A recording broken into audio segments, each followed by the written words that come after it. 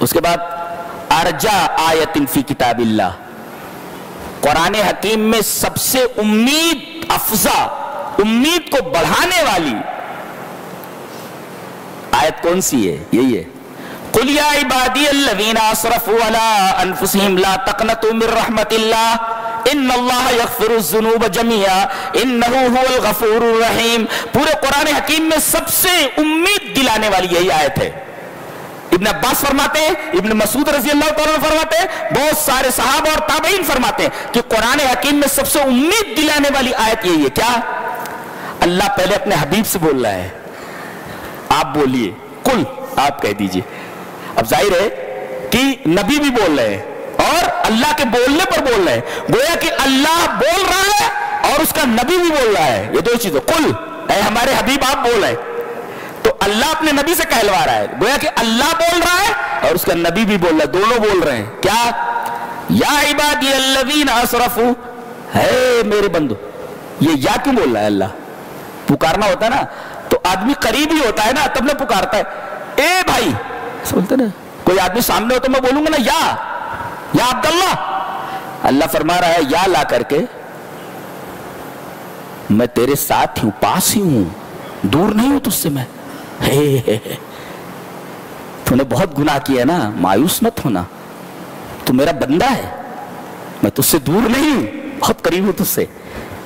محبت دیکھ رہے ہیں آپ رب تعالیٰ کی اپنے بندوں سے، اور بندہ ہے کہ اللہ کی نافرمانی پہ نافرمانی کیے جا رہا ہے، اللہ آواز لگا رہا ہے، کیا؟ یا ہے، یعنی میں تیرے ساتھ ہوں، تجھ سے دور نہیں ہوں، لیس بعیدا منکم، تجھ سے دور نہیں ہوں میں۔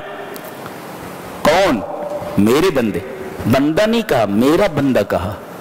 اللہ کہے نا کہ میرا بیٹا ہے، کیسا لگتا ہے آدمی کو؟ نہیں معمولی نہیں، بیٹا ہے، میرا بیٹا ہے بولے تو۔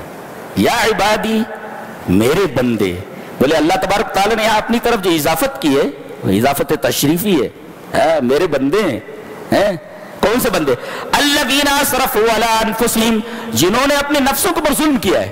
اسراف کا مطلب ہوتا ہے تجاوز الحد فی الشیء، کسی چیز کے اندر حد سے تجاوز کر دینا، لمٹ کو کراس کر دینا۔ اور لمٹ کراس کرنے کا مطلب یہ ہے کہ انہوں نے بہت گناہ کیے ہیں یعنی گناہ کی ایک لمٹ ہوتی ہے، انہوں نے لمٹ کراس کر دی ہے گناہ کرنے میں، ایسے لوگوں کے بارے میں کہا جا رہا ہے سمجھ میں آ رہا ہے آپ کو؟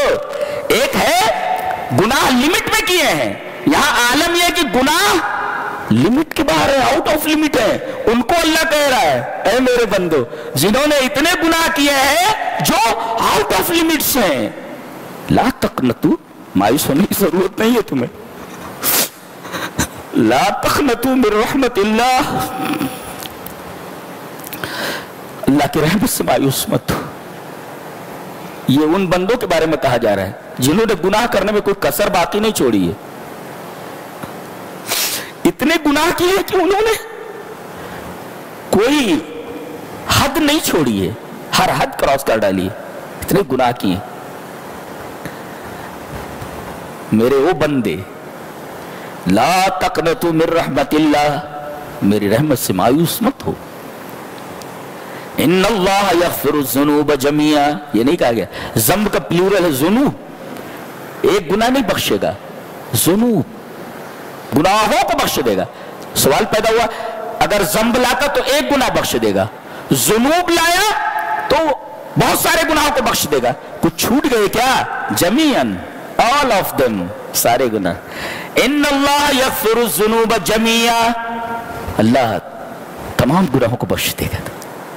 کراس، تمام لمٹس کراس کر کے آئے ہو، پھر بھی مایوس اگر ہو کر کے نہیں آئے ہو تو پھر اللہ تمہارے تمام گناہوں کو بخش دینے والا ہے۔ کیوں؟ انہ هو الغفور الرحیم، اس لیے کہ وہ بہت زیادہ مغفرت کرنے والا، بخشنے والا، بہت زیادہ رحیم ہے، وہ بہت غضب کی آیت ہے یہ، اور ہم جیسے گناہگاروں کے لیے تو یہ تو سب سے امید افزا آیت ہے۔ اللہ سے محبت ہو جا رہی ہے دیکھ کر کے اس آیت کریمہ کو، ہے کہ نہیں؟ اتنا بھی رحیم کوئی ہو سکتا ہے کیسا؟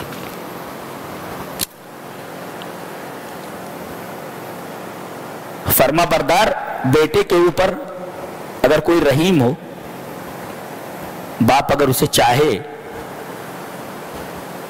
تو ٹھیک ہے، وہ لائق ہے کہ چاہا جائے، लेकिन बेटा इंतहाई नाफरमान हो कि उसने नाफरमानी की तमाम हदें क्रॉस कर दी हैं, बाप अगर उससे मोहब्बत करे तो फिर बाप के रहम का अंदाजा नहीं किया जा सकता। समझे कुछ क्या है?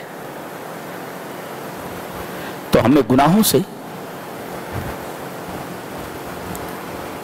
तौबा करनी चाहिए और अल्लाह की रहमत से मायूस नहीं होनी चाहिए। बहुत उम्मीद अफ़ज़ा आयत है।